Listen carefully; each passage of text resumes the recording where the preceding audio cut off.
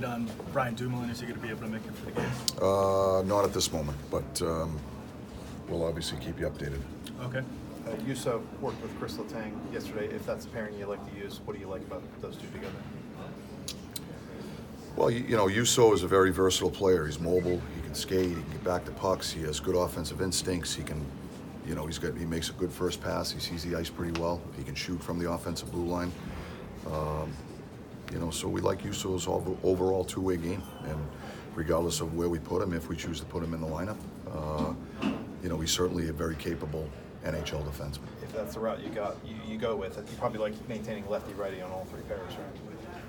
Well, we prefer it, but it's not always the case.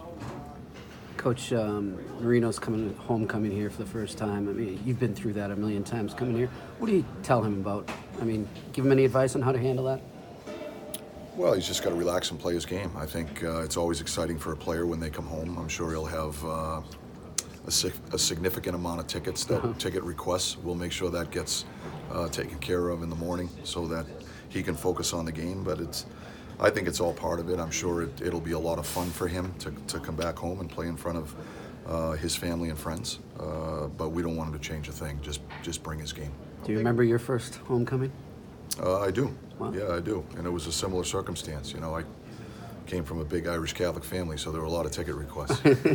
How big of a jump is that from college to the pro schedule-wise? Well, it's a significant jump. You know, it's just the logistics, the amount of games that you play in and of itself is an adjustment for players that go from college to the pros. So. You know, but John's done a great job. You know, he's done nothing but get better since day one of training camp. He's earned his way onto this roster, and he continues to earn his way on the roster.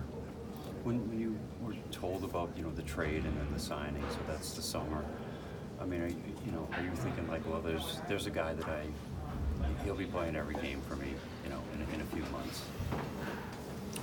No, that's not what went through my mind. But I will tell you that that our hockey ops department thought very highly of John and his overall game, and so you know, he got highly recommended by the guys that work for our scouting department that watch him on a regular basis, and they did tell us that he's a guy that's going to challenge for your lineup, and they were right.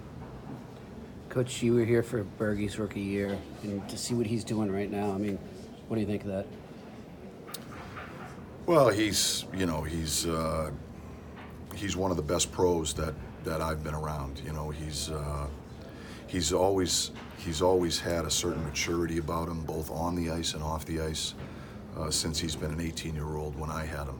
And you know, he's a driven player. You know, he's got an appetite to improve and get better. I think he loves the game.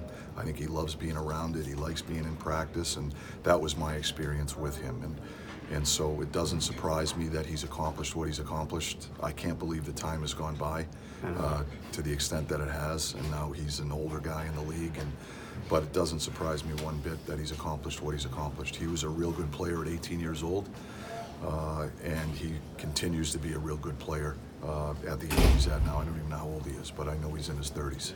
Brian Rust worked with Evgeny and Alex yesterday. If he's there tonight, just what makes him, I mean, he's an ideal fit seemingly in any line, but what makes him Rusty? Yes, I'm sorry. His speed. Yeah. You know, his speed is I think is dangerous, and no matter what line he's on, he helps that line. You know, he's a great puck pursuit guy. He gets in on the forecheck. He puts defensemen under pressure. He forces turnovers. You know, he's got decent hockey sense that he can make plays when they do get the puck, and he has a conscientious game. He can play 200 feet. You know, he has the ability to catch the rush if we get caught in the offensive zone. He has the awareness away from the puck that he can play down low in the defensive zone. So he's a real versatile player. But for me, the biggest thing that Rusty brings, no matter what line he plays on, is the speed element. Mike, I know you always want Brian Dumoulin out there against top lines, especially I would think against a team like this. If he can't play tonight, how much does that impact your game plan in terms of how you handle the bench? Well, we can't use him if he doesn't play. But we have capable guys, and that's how we look at it. So we'll figure it out based on what we have at our disposal tonight. But Dumoulin is a really good player. I think he's one of the more underrated defensemen in the league. He quietly just goes about his business and does a terrific job for us at both ends of the rink. I think he's adding an offensive dimension to his game. He's getting better. We've used him a little bit on the second power play, but he's such a great defender with his mobility and his stick and his awareness and his competitiveness. He's a real competitive guy, so certainly he's an important player for us. How difficult is it to replace what Patrick brings during his absence? Well, it's, Horny for us, he's a unique player for our group. He's kind of a bull in a china closet. He just wreaks havoc in front of the net. He gets in on the forecheck. He's good in the battle areas. He might be every goalie's worst nightmare in the league with the way he goes to the net and makes it hard for goaltenders with their sight lines and their motion and their movement just at the top of the crease. And that's what he brings to our team. So. He's certainly a guy that I know makes us a better team when he's in our lineup. But once again, we've been through this before. When guys go down, it provides opportunities for others to step up and play more significant roles. And guys are going to have to, they're going to have to fill that void. What do you do when you're facing a line like they have with Bergeron, Marchand, and Pasternak? I mean, is there a danger that they can distract you from your own game, so to speak, as opposed? You know what I mean? Well, not for us. I just think they're a very good line. We have a lot of respect for them. But we've got some good lines too, and that's the way we look at it. So, we have a game plan. We have certain matchups that we're looking for. It's not as easy to control on the road as it is at home, but certainly we have capable people that we think make us a competitive hockey team. So. They're a very good line. That's three really good players. We're going to have to be aware when they're on the ice. We're going to have to compete hard when they're on the ice. But certainly our focus is going to be on our game. Goalie tonight? Matt. Thanks, Coach. Thank you. Thanks, Coach. You're welcome.